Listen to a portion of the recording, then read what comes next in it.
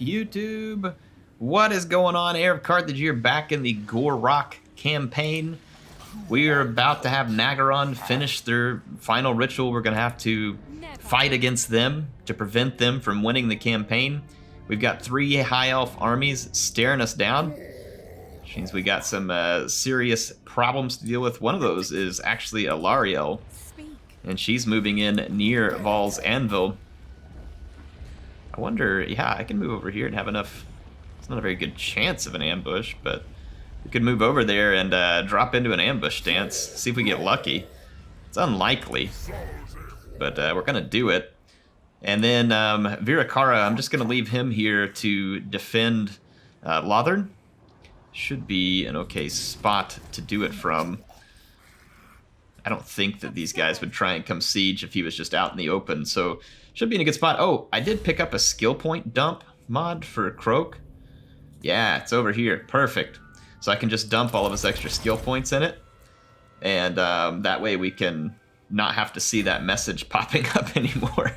It's handy when you're using these skill point mods to begin with.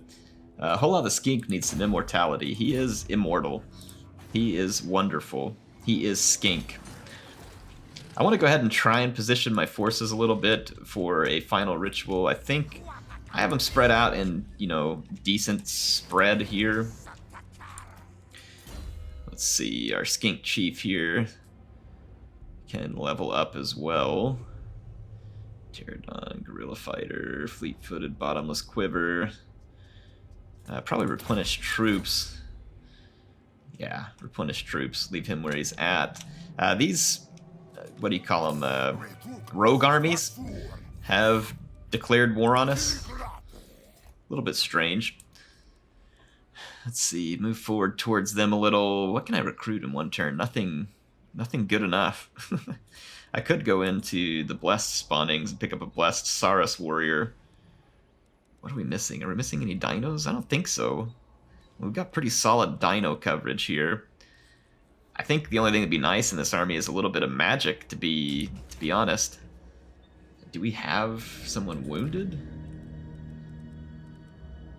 No, we don't. If he did have magic, then he got killed in a previous episode. Huh.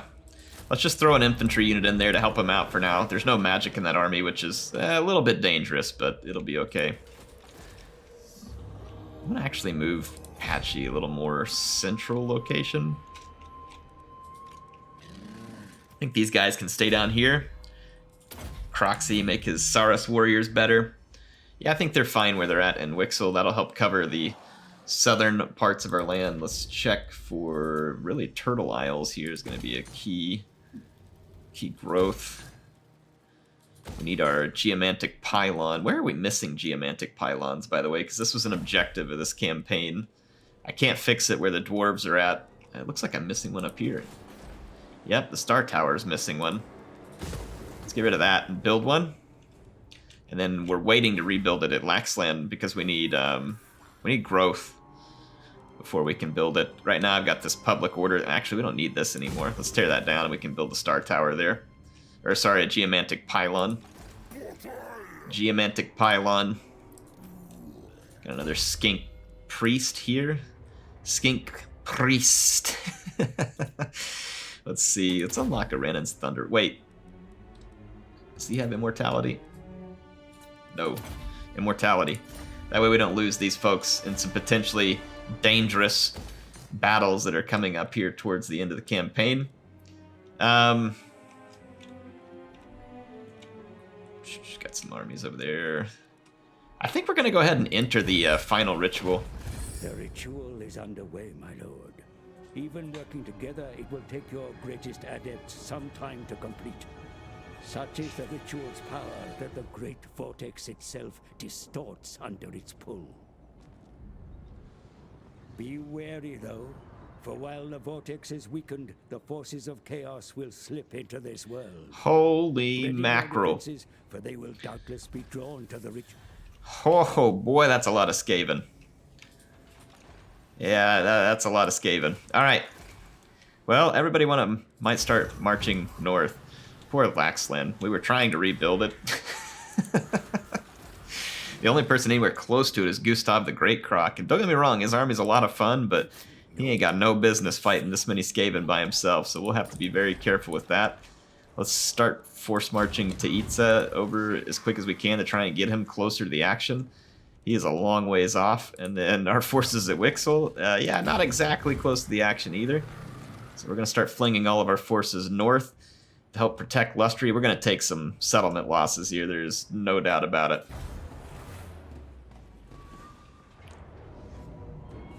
Ooh, our ambush failed, but Alarielle spots it, but we still get the opportunity to attack her here. Yee, poor Alarielle. The Ever Queen is arrayed against my forces. She's using Shield of Thorns before the battle even begins. CA, please fix the way that the AI uses magic. Alarielle will like Star of Avalorn herself the second the battle starts, and Shield of Thorns, other things. I do hope they work on that a little bit. And I also apologize if there's like a little bit of frame lag with the camera moving. It's this battle. I don't really know why it wasn't happening with other battles. Some of these maps or something may be weird. See Alarielle now over here, look, using that Star of Avalorn pretty early. I mean, she is in a fight, and I guess she could use it here. Saros warriors are attacking her, gonna keep herself alive. And no army can stand for very long against the forces of Gor Rok. The giant dinos, the cavalry support, and I do have more forces coming in as reinforcements, and already the Croak bombs have started to be dropped, and he can drop them frequently. Alarielle's finding herself going to be run down by an entire regiment of cavalry at this point, both the Papa Cock cohort, some horned ones, as well as spear riders from the garrison settlement. And Croak is going for a second helping here of High Elf destruction. Of course, no infantry line can stand for more than a few seconds against this, so Gor Rok has already broken through, and just a few key units that are holding on for the High Elves. Now, Alarielle is amazingly resilient. She must have some really cool items and stuff here, giving her big ward saves, and of course, because of her healing, she's holding out for a tremendously long time against absolutely overwhelming force here. Look how hard it is for me to hit her. Like I said, it's actually kind of impressive, like how well she's able to defend herself. I was making it look 37% ward save, 22% physical resistance. I mean, she's got this, she's got herself pretty well decked out. She's still surviving that a lot longer than I would think, even with those stats, so could just be the AI getting some extra melee defense or something you can't see. I don't know. It does feel like sometimes AI lords kind of just go unhittable.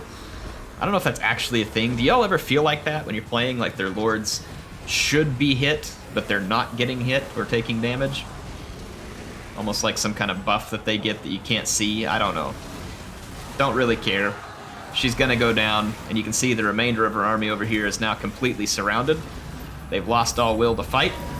And then she herself is going to be hunted down by Cold One riders, and she will not escape. She won't be able to make it to the edge of the map. So Alarielle puts up a bold fight, but as is typical for the High Elves in this campaign, neither her, nor Tyrion, nor Alistar, or anybody else can seem to put an end to the reign of terror that Gor Rok has brought to Ulthuan.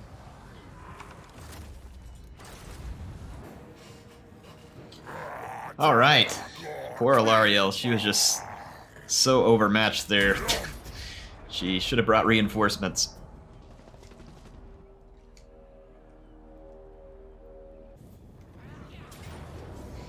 Well, poor Laxland, it's gonna get its due once again.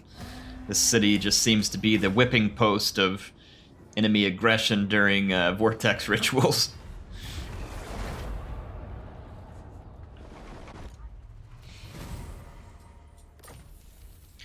Alright, we got the Never Queen trait from Alarielle. It's honestly not very good. I would have expected something to do with healing for defeating Alarielle. This is, it's pretty weak, to be honest. CA, come on, give her more respect than that. You see how tough she was in that fight? Like, standing up to all that stuff, and that's all we get is like a little bit of public order boost or something? I mean, that's honestly kind of disappointing, I'm not gonna lie. Like, it's pretty disappointing. All right, I'm gonna go into an ambush stance here. It's a little bit risky because we're up against 2 armies, but neither one of these armies is very impressive to me, and I feel quite confident that Gor Rok can take them out on his own. I'm gonna leave Virakara set up there in an ambush. Gustav the Great Croc. Laxland has fallen, and if he gets too overextended, he's going to be in bad shape. The Skaven are probably going to split up, though, and start heading for every settlement that they can raise. That's going to be their typical ideas. These guys are far enough north, though, that I don't know if they can reinforce this. It's a little bit dangerous, but I'm going to force march up here to see if we can help reinforce Chakwa. And then let's continue pushing our other forces as fast and as far north as we can here each turn, but we've got a long ways to go. Gonna have to...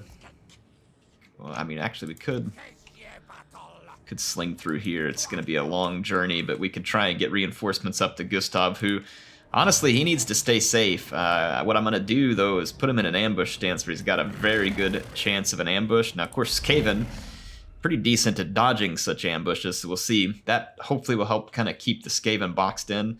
I'm not even going to spend any money on buildings right now because there's going to be so much stuff getting destroyed.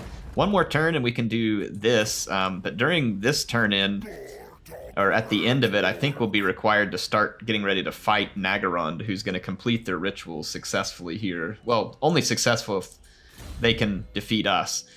The wonderful Lizard of Oz. What a name. You all are fantastic. Have I mentioned that?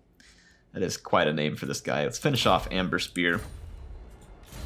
What else we got here? Scar Veteran that needs to level up. Let's give him some Scarred Veteran. I know, very appropriate, right? Very appropriate. And then we got Scarl. He sounds like a Viking. The Viking Skink. Probably is a Viking Skink. Here we go.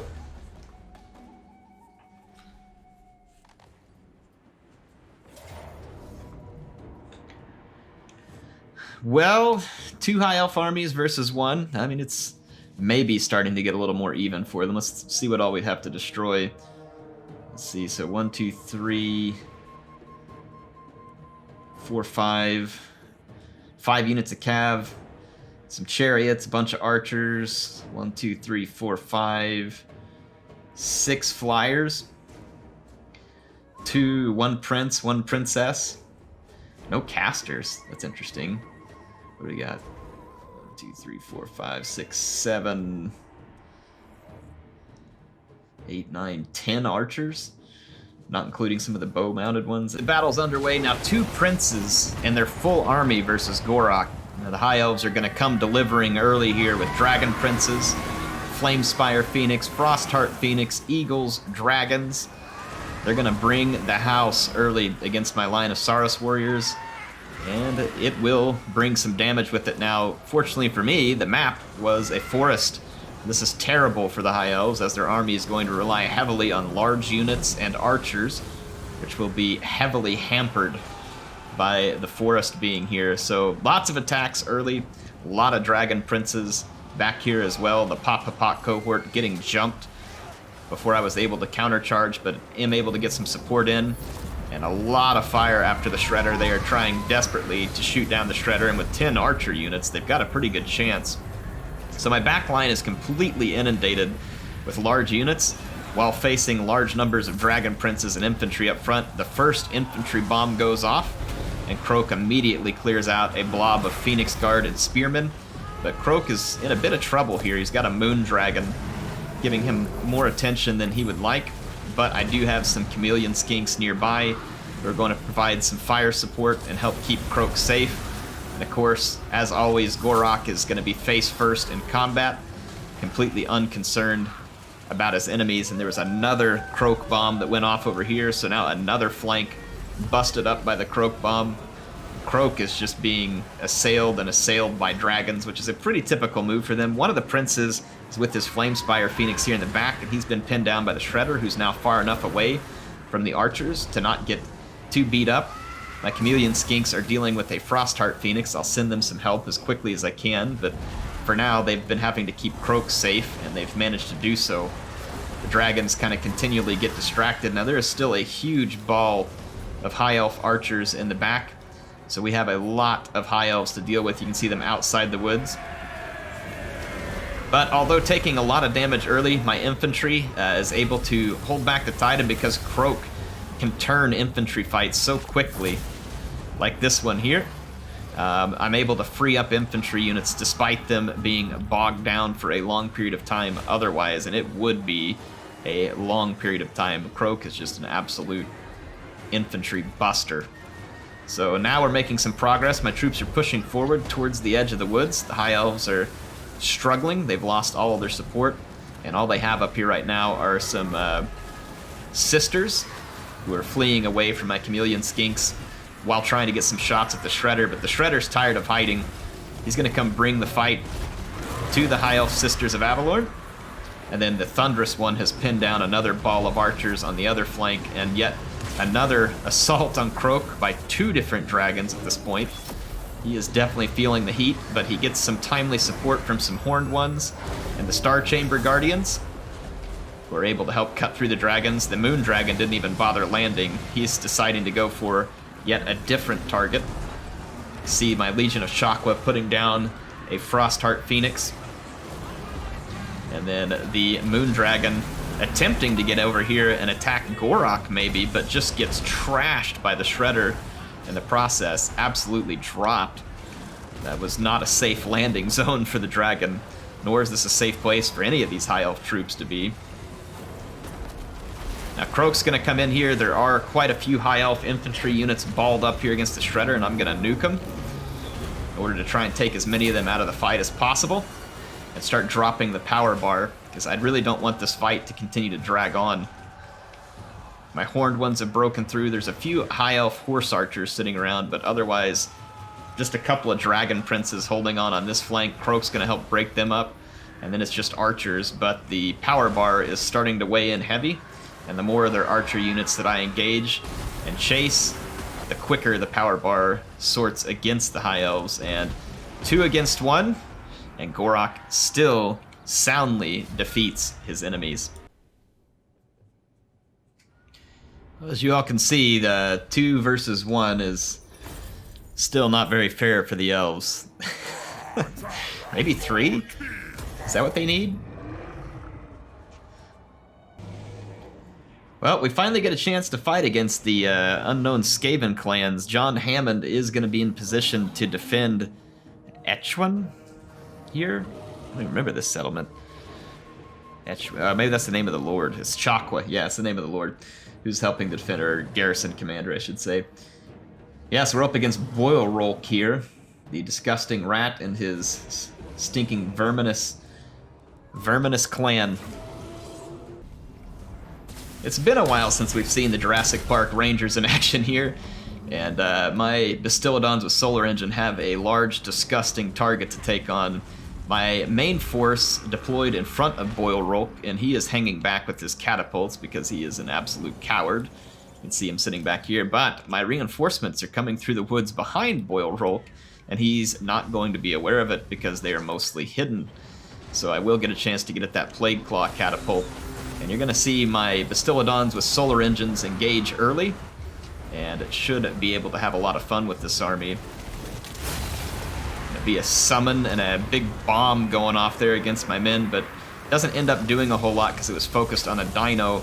And here comes the first burning alignment across a pretty nice Skaven line here, and they are just going to get absolutely ripped apart. You can see that the Skaven having to deal with John Hammond and his Carnosaurs on this flank. Their Death Globe Bombardiers getting wrecked. Death coming to them quickly. Stegodons, ancient Stegodons, the Solar Engine Stegodons. There's just Steggies taking a crap all over this Skaven army, and yet another burning alignment will tear through what little Skaven infantry had managed to survive in the center. And at this point, the reinforcements are here.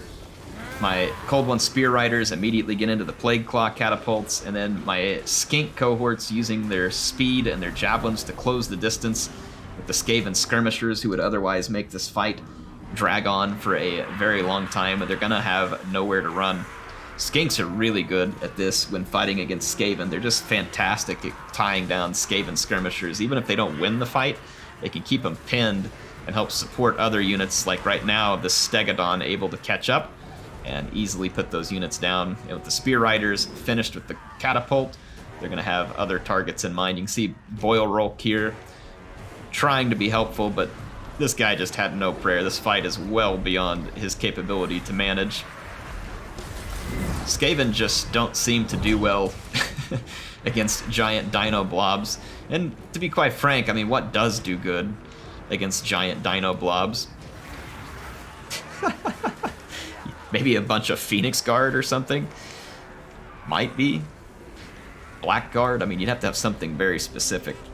Anyway, there's very little left for the Skaven here. Gor Rok is defeated, and his forces will be driven from the battlefield. Well, John Hammond and his Jurassic Park Rangers are definitely still more bite than bark, and Gor Rok learns that the hard way.